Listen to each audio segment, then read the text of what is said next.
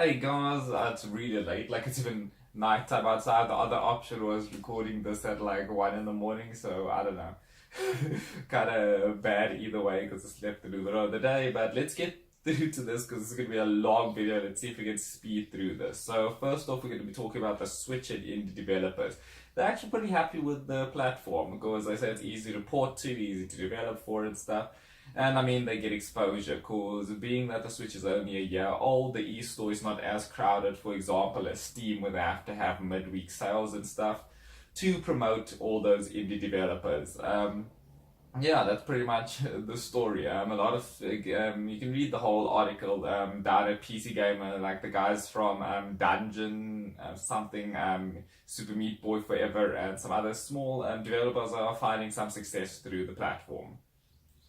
Keeping on with the terms of indie developers, remember the game A Tale of Two Brothers? Now that studio's working with EA to publish A Way Out, which is a two-player co-op game where you and a friend play. You only need one copy of this, by the way. You can share the game somehow with a friend, and you guys try to escape prison together. It's pretty cool, and the developer says that EA is actually being the good guy. They are not taking a single cent out of the money, and all the money is going to them as a developer, to which they are not really making that much of a profit. So I don't know. It's a good story, with EA's tragic past. I'm not really sure that we're gonna. Well, I'm not really sure that that's the case, but if that's what the people say, I mean, that's EA putting it good in their books.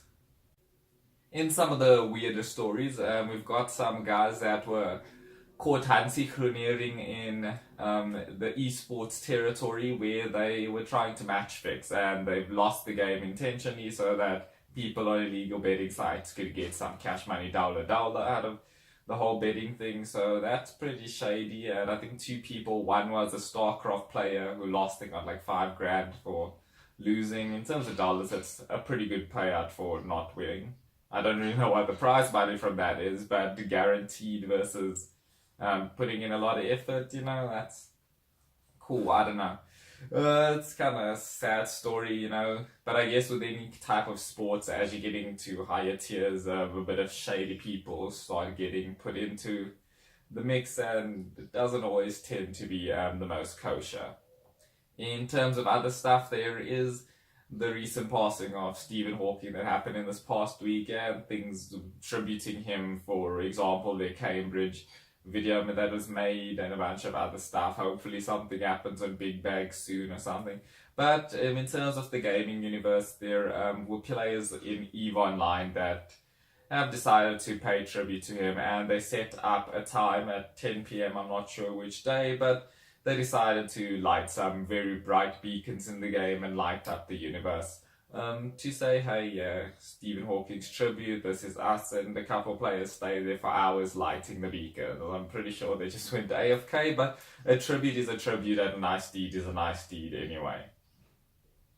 Let's jump onto some quick Ubisoft news where, like Rainbow Six Siege, Fortnite is getting a starter edition where you get a couple more heroes unlocked in the beginning, but then your method for getting steel is put to the test, because I mean it's already pretty hard to get steel in the game, but I don't know, it's really hard in consoles. Pretty fun, so they just try to get more sales done for PC, and that's pretty much it. I can't really tell you much more about it other than Ubisoft wants more sales because their PC player base is pretty small as opposed to console, and they just want more players, so they're trying to promote the game, and this is their method and tool for doing so right now.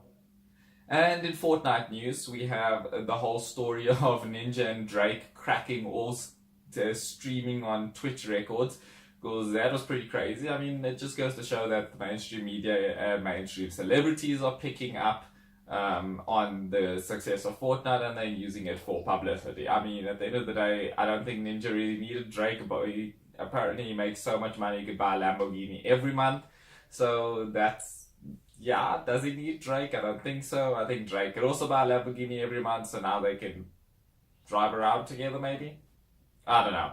But in other Fortnite news, there is Fortnite on mobile, and that beta is like cracking the top of the iStore and the iOS platform, and I'm just waiting for it to come onto Android because people are saying it's pretty good.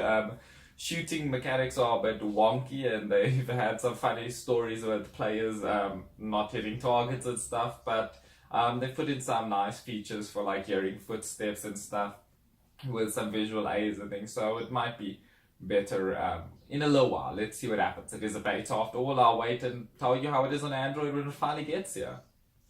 Other than that, there is a plethora of new releases, and I'm gonna have to read this here quick. So we've got Infinity Wars trailer.